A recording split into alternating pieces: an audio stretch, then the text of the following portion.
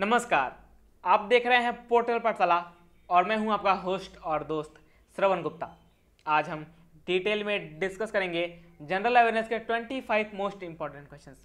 ये questions most important है RRB, NTPC और ग्रुप डी के लिए, तो वीडियो को एंड तक जरूर देखिएगा। Now let's begin. प्रसिद्ध मिथिला पेंटिंग कलाकार और मिथिला संग्रहालय के निर्माता डैश का निधन जापान में हो गया।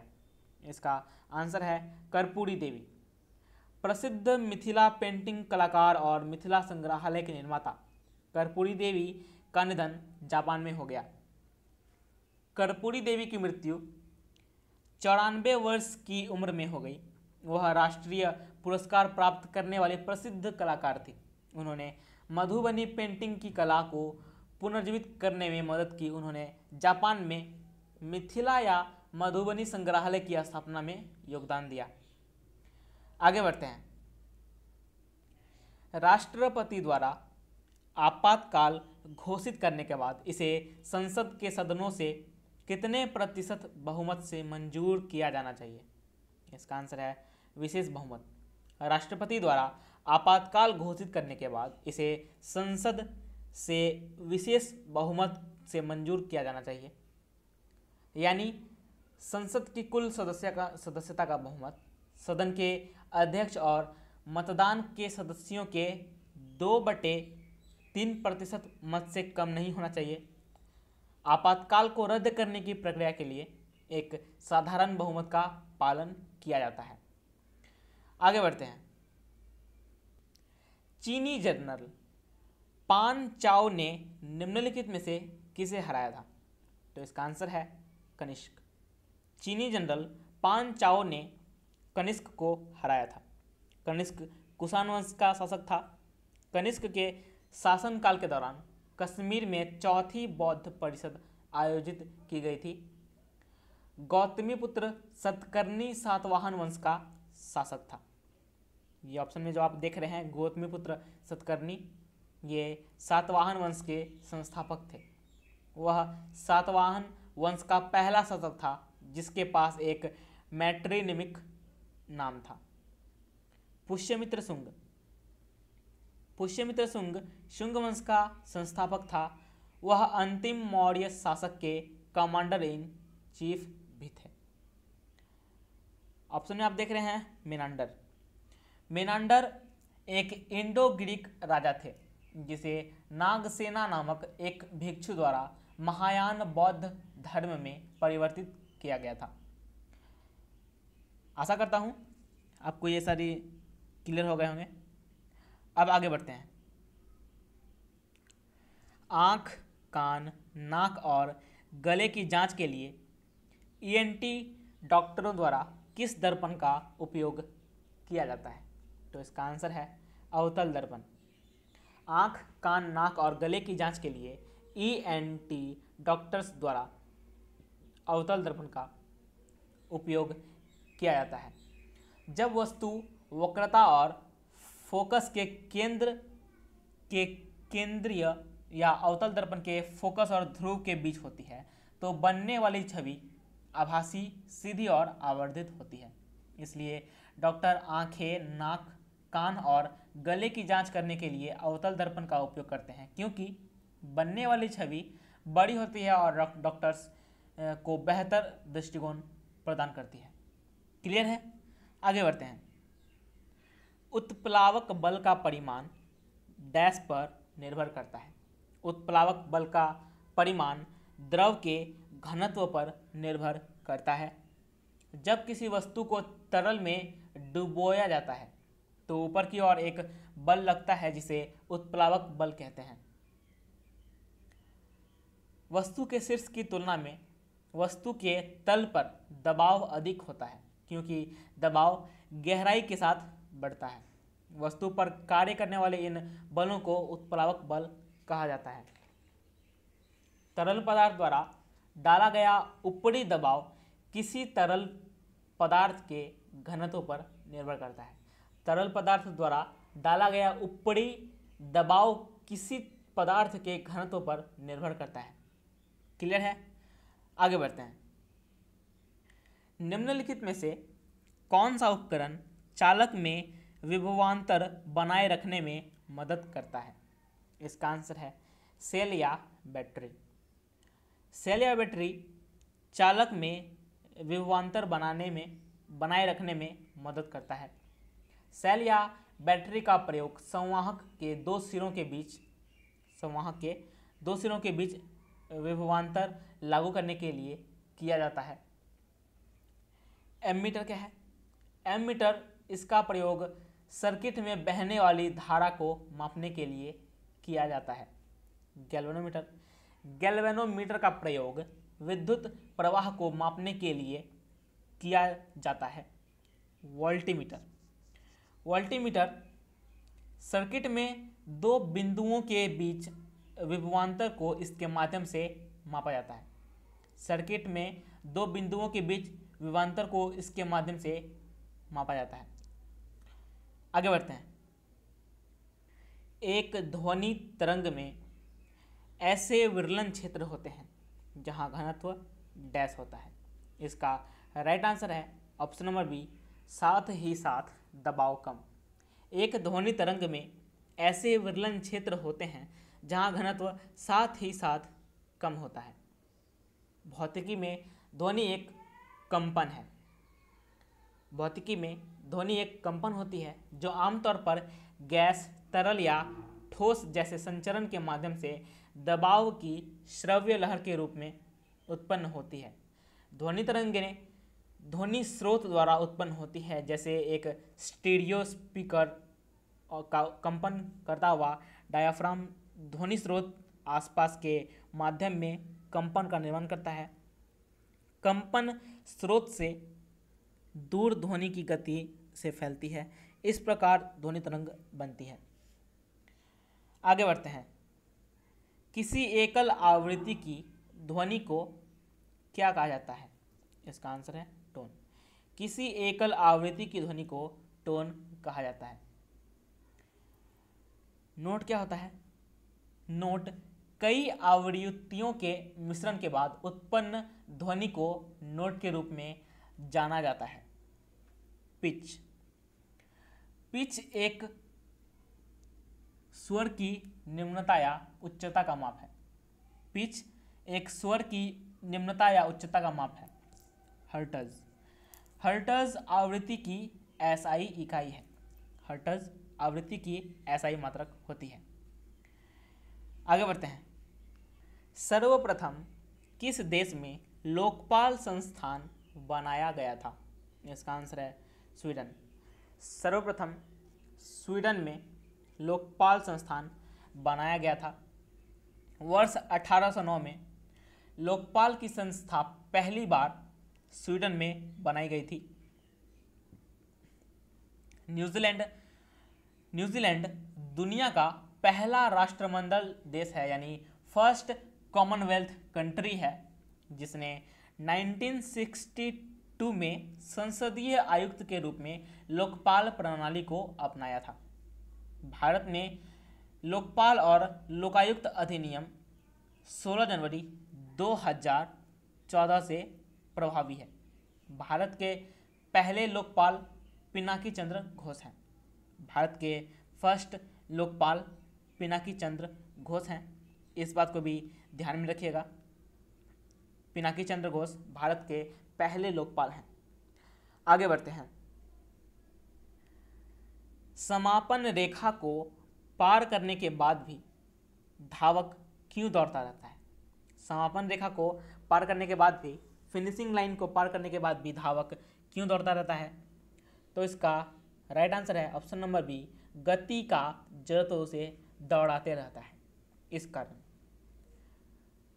गति का जड़त्व स्थिर गति में रहने के लिए द्रव्यमान की प्रवृत्ति है, इसलिए एक धावक समापन रेखा को पार करने के बाद भी दौड़ता रहता है, क्योंकि शरीर तब तक गति में रहेगा जब तक कि उस पर कुछ बाहरी असंतुलित बल नहीं लगाया जाता है। आगे बढ़ते हैं। डैश योजना श्रीमन नारायण अग्रवाल द्वारा प्रस्तावित की गई है। इसका आंसर है गांधीवादी योजना। गांधीवादी योजना श्रीमान नारायण अग्रवाल द्वारा प्रस्तावित की गई है। श्रीमान नारायण अग्रवाल द्वारा इसकी नींव 1944 में रखी गई थी। इस योजना ने भारत के लिए विकेंद्रीकृत आर्थिक मॉडल तैयार किया। इसने कुटीर उद्योगों को बढ़ावा दिया और बड़े पैमाने पर औद्योगिकरण का विरोध किया। इसने आत्मनिर्भर और स्वयं नियंत्रित गांवों के विचार को बढ़ावा दिया। पीपुल्स योजना। पीपुल्स योजना का प्रस्ताव एम.एन. राय द्वारा दिया गया था। सर्वोदय योजना। सर्वोदय योजना जयप्रकाश नारायण द्वारा प्रतिपादित किया गया था। बॉम्बे योजना। बॉम्बे योजना पुरुषोत्तम दास ठाकुरदास, जे.आर.डी.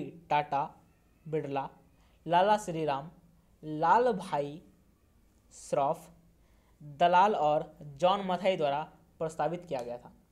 बॉम्बे योजना इनके द्वारा प्रस्तावित किया गया था। आगे बढ़ते हैं। निम्न रासायनिक प्रतिक्रिया डैश का एक उदाहरण है। CuSO4 प्लस Fe मिलके बना FeSO4 प्लस Cu। इसका राइट आंसर होगा विस्थापन प्रतिक्रिया। निम्न रासायनिक प्रतिक्रिया विस्थापन प्रतिक्रिया का एक उदाहरण है। जब कोई तत्व किसी अन्य तत्व को उसके यौगिक से विस्थापित करता है तो विस्थापन प्रतिक्रिया होती है। यहाँ दी गई रासायनिक प्रक्रिया विस्थापन प्रतिक्रिया का एक उदाहरण है, क्योंकि आयरन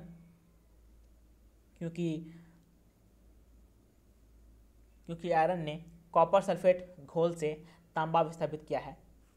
आप यहाँ देख सकते हैं CuSO4 कॉपर सल्फेट से आयरन ने तांबा विस्थापित किया है।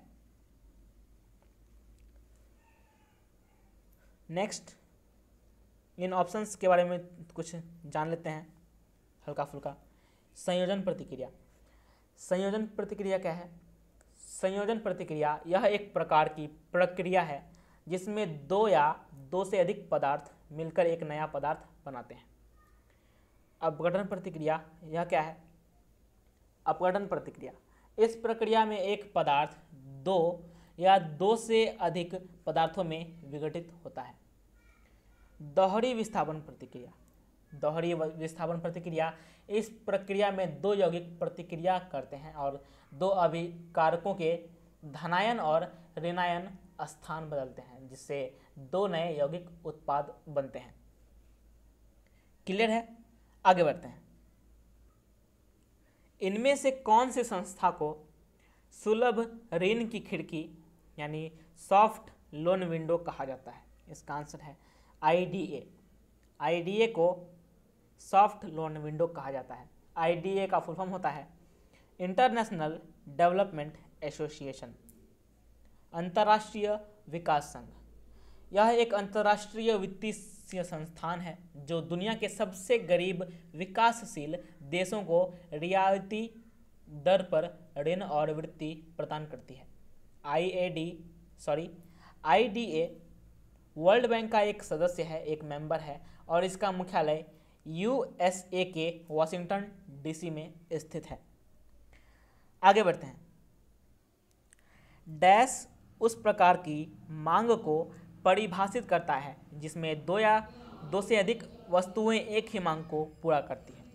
इसका राइट आंसर है ऑप्शन नंबर C, संयुक्त मांग। संयुक्त मांग उस प्रकार की मांग को परिभाषित करता है जिसमें दो या दो से अधिक वस्तुएं एक ही मांग को पूरा करती हैं। आगे बढ़ते हैं। इनमें से कौन सा स्मारक एक मुगल सम्राट द्वारा एक जीत के उपलक्ष्य में बनवाया गया था? इसका आंसर है बुलंद दरवाज़ा। बुलंद दरवाज़ा एक मुगल सम्राट द्वारा एक जीत के उपलक्ष्य में बनवाया गया था। बुलंद दरवाज़ा 1572 ईस्वी में अकबर द्वारा गुजरात पर अपनी विजय के उपलक्ष्य में बनाया गया था। इसे जीत का द्वार भी कहा जाता है। ताजमहल। ताजमहल का निर्माण शाहजहां ने 1932 ईस्वी में करवाया था। शाही पुल, शाही पुल जिसे आधिकारिक रूप से अकबरी पुल के नाम से जाना जाता है, जौनपुर यूपी में स्थित है। यह एक अफगान वास्तुकार अफजल अली द्वारा निर्मित किया गया था और इसे 1567 में खोल दिया गया था। शीश महल, शीश महल का निर्माण शाहजहां ने 1631 से 32 के बीच करवाया था। आगे बढ़ते हैं। इनमें से कौन दुनिया के सबसे गरीब देशों को ऋण प्रदान करने के लिए जाना जाता है? इसका राइट आंसर है ऑप्शन नंबर बी, अंतर्राष्ट्रीय विकास संघ। इंग्लिश में से कहते हैं इंटरनेशनल डेवलपमेंट एसोसिएशन, अंतर्राष्ट्रीय विकास संघ। अंतर्राष्ट्रीय विकास संघ गरीब देशों को ऋण देने के लिए जाना जाता है। इससे पहले भी सेम क्वेश्चन ही था और यह इसका हेडक्वार्टर यूएसए वाशिंगटन डीसी में स्थित है। आगे बढ़ते हैं। परमाणु का वाटरमेलन मॉडल किसके द्वारा दिया गया था? परमाणु का वाटरमेलन मॉडल थॉमसन द्वारा दिया गया था। वाटरमेलन मॉडल को प्लम पुडिंग मॉडल भी कहा जाता है। यह थॉमसन द्वारा दिया गया था। रदरफोर्ड ने परमाणु के न्यूक्लियर एटॉमिक मॉडल का प्रस्ताव रखा था। रदरफोर्ड ने परमाणु के न्यूक्लियर एटॉमिक मॉडल का प्रस्ताव रखा था। इसे भी ध्यान में रखते हुए आगे बढ़ते हैं। प्रतिध्वनि सुनने के लिए पर्यवेक्षक और परावर्तक के बीच न्यूनतम दूरी क्या होनी चाहिए? इसका आंसर है 17.2 मीटर। प्रतिध्वनि यानी इको सुनने के लिए पर्यवेक्षक और परावर्तक के बीच न्यूनतम दूरी 17.2 मीटर होनी चाहिए। इको उच्च टावर या पहाड़ों से परावर्तित होने के बाद प्राप्त ध्वनि तरंग होती है। आगे बढ़ते हैं। निम्नलिखित में से कौन सी अर्थव्यवस्था में किसी विशेष वस्तुओं और सेवाओं की मांग को प्रभावित करेगा? उपभोक्ताओं की आय और स्वाद, बाजार में उपभोक्ताओं की संख्या और खपत की प्रवृत्ति में परिवर्तन। तो इसका राइट आंसर होगा ऑप्शन नंबर डी, उपर्युक्त सभी। मांग को विशेष वस्तुओं या सेवाओं की संख्या के रूप में जाना जाता है जो उपभोक्ता किसी दिए गए समय पर विभिन्न कीमतों पर खरीदने के लिए तैयार होता है। किसी भी वस्तु या सेवाओं की मांग कुछ कारकों पर निर्भर करती है, जैसे वस्तु की कीमत, उपभोक्ताओं की पसंद और स्वाद, उपभोग की प्रवृत्ति में परिवर्तन, संबंधित वस्तुओं की कीमत और आपूर्ति में बदलाव, लोगों की आय और बाजार में उपभोक्ताओं की संख्या। अर्थशास्त्र में मांग और आपूर्ति दो बुनियादी कारक हैं। अर्थशास्त्र में मांग और आपूर्ति दो बुनियादी कारक हैं। ठीक है, आगे बढ़ते हैं। निम्नलिखित में से किसे गॉडगिल योजना के नाम से जाना जाता है? इसका आंसर है तीसरी पंचवर्षीय योजना। तीसरी पंचवर्षीय योजना को गॉडगिल योजना के नाम से जाना जाता है। तीसरी पंचवर्षीय योजना की समयावधि 1961 से 1966 थी। तीसरी पंचवर्षीय योजना की समयावधि 1961 से 1966 थी। यह सफल नहीं हो पाई थी। यह जो तीसरी पंचवर्षीय योजना थी यह सफल नहीं थी और 5.6% की वांछित वृद्धि दर हासिल नहीं कर सकी थी। इस योजना को गॉडगिल योजना के नाम से भी जाना जाता है। पहली पंचवर्षीय योजना की समय अवधि थी 1951 से 1956। इसमें 3.6% की लक्षित विकास की दर हासिल की गई थी और इसमें मुख्य ध्यान कृषि पर केंद्रित था। यह हारोल्ड डोमर मॉडल पर आधारित था। दूसरी पंचवर्षीय योजना की समय अवधि थी 1956 से 1961। इसमें मुख्य ध्यान कृषि पर था और इसमें 4.1% की वांछित वृद्धि भी हासिल की थी। यह पीसी महालनोबिस मॉडल पर आधारित था। दूसरी पंचवर्षीय योजना। पांचवी पंचवर्षीय योजना की समय अवधि थी 1974 से 1979। इसमें मुख्य उद्देश्य गरीबी उन्मूलन और आत्मनिर्भरता प्राप्त करना था। क्लियर है? आगे बढ़ते हैं। निम्नलिखित में से किसे भारत में सबसे संपन्न खनिज बेल्ट के रूप में जाना जाता है? इसका आंसर है उत्तर पूर्वी प्रायद्वीपीय बेल्ट। उत्तर पूर्वी प्रायद्वीपीय बेल्ट को भारत में सबसे संपन्न खनिज बेल्ट के रूप में जाना जाता है। उत्तर पूर्वी प्रायद्वीपीय बेल्ट छोटा नागपुर पठार, पश्चिमी बंगाल में उड़ीसा का पठार और झारखंड में पाया जाता है और इस जगह कोयला, लोहा, तांबा आदि पाया जाता है। सेंट्रल बेल्ट छत्तीसगढ़, मध्य प्रदेश, आंध्र प्रदेश और महाराष्ट्र में है। यहाँ रत्न, अभ्रक, मैग्नीज, बॉक्साइट और संगमरमर प्रचुर मात्रा में पाया जाता है। दक्षिणी बेल्ट कर्नाटक पठार में स्थित है। यहाँ फेरस, खनिज और बॉक्साइट अधिक मात्रा में पाया जाता है। दक्षिणी पश्चिमी बेल्ट यह दक्षिणी कर्नाटक और गया में स्थित है। यहाँ लौह अयस्क और मिट्टी की अधिक प्रचुरता है। यहाँ लौह अयस्क और मिट्टी अधिक मात्रा में पाया जाता है।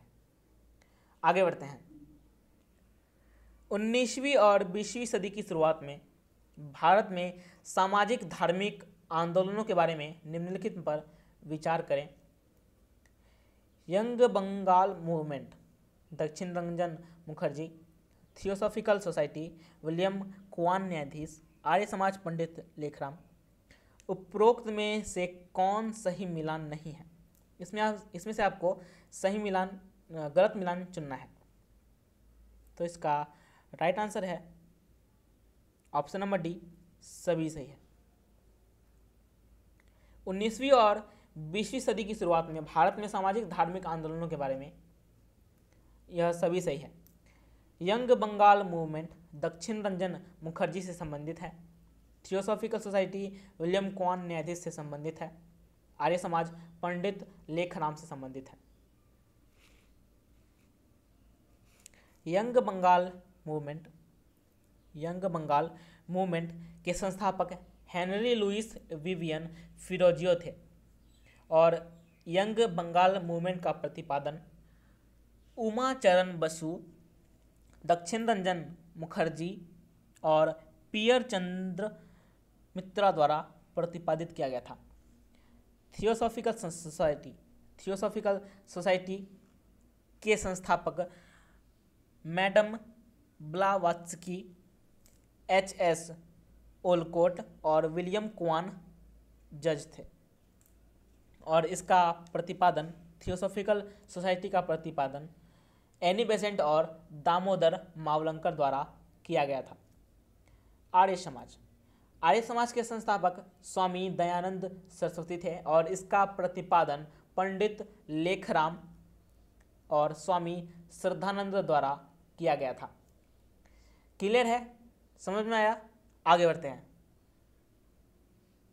भारतीय राष्ट्रीय कांग्रेस के सबसे प्रमुख चरमपंथी नेताओं में से एक के बारे में निम्नलिखित पर विचार करें। प्रश्न में जिक्र किए गए नेताओं को पहचानें। शिवाजी महोत्सव, मराठा होम रूल किससे संबंधित है? तो इसका राइट आंसर है ऑप्शन नंबर ए, बाल गंगाधर तिलक। बाल गंगाधर तिलक ने 2 समाचार पत्रों केसरी और मराठा का शुभारंभ किया था। केसरी समाचार पत्र मराठी में प्रकाशित होती थी और मराठा समाचार पत्र अंग्रेजी में प्रकाशित होती थी। उन्होंने शिवाजी महोत्सव 1895 और गणपति महोत्सव 1893 का आयोजन किया। उन्हें वर्ष 1916 में होम रूल लीग आंदोलन के आयोजन के लिए भी जाना जाता है। उन्हें गीता रहस्या भी लिखी थी। एक पुस्तक का नाम है गीता रहस्या। यह पुस्तक बाल गंगाधर तिलक द्वारा लिखी गई थी। उनका प्रसिद्ध नारा था, स्वराज मेरा जन्मसिद्ध अधिकार है और मैं उसे प्राप्त करके रहूँगा। स्वराज मेरा जन्मसिद्ध अधिकार है और मैं उसे प्राप्त करके रहूँगा, मैं उसे लेकर रहूँगा। क्लियर है? आगे बढ़ते हैं। FICCI का विस्तृत रूप क्या है? What is the full form of FICCI? इसे हम कई बार फिक्की भी बोल देते हैं, FICCI। तो इसका फुल फॉर्म है option number A, federation of India chamber of commerce and industry. FICCI का फुल फॉर्म होता है federation of India chamber of commerce industry. It is an association of Indian business organizations and was established in 1927। यह भारतीय व्यापार संगठनों का संघ है जिसे 1927 में स्थापित किया गया था।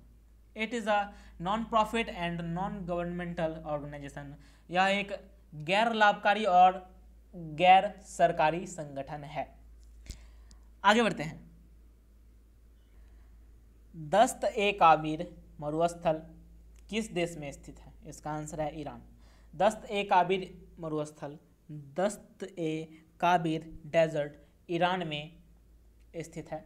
दस्त-ए-काबिर मरुस्थल ईरानी पठार के मध्य में स्थित है। इस रेगिस्तान को काबिर-ए-नमक और ग्रेट सॉल्ट मरुस्थल के रूप में भी जाना जाता है और यह मरुस्थल लगभग 320 किलोमीटर चौड़ा और 800 किलोमीटर लंबा है। दस्त-ए-काबिर मरुस्थल दुनिया का 26वां सबसे बड़ा मरुस्थल है, दुनिया का सबसे 26वां डेजर्ट है। सो फ्रेंड्स, ये थे हमारे आज के 25 most important questions of general awareness. तो क्वेश्चंस देख के तो आपको पता लग ही गया होगा कि मैं आप लोगों के लिए किस तरह के सिलेक्टेड क्वेश्चंस लेकर आया हूँ। तो मैं आपको जो भी क्वेश्चंस करवा रहा हूँ और आगे की वीडियोस में जो भी क्वेश्चंस करवाऊँगा वो क्वेश्चंस इसी तरह से टॉप लेवल के होंगे। अगर आप इन क्वेश्चंस को अच्छे से अगर पढ़ लोगे तो आप अपने एग्ज़ाम में मैक्सिमम क्वेश्चंस सही करके आओगे।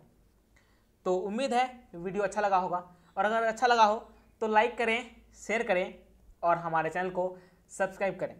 और अगर आपको PDF चाहिए हमारे लेक्चर्स की तो आप हमारे टेलीग्राम चैनल पोर्टल पाठशाला को ज्वाइन कर सकते हैं।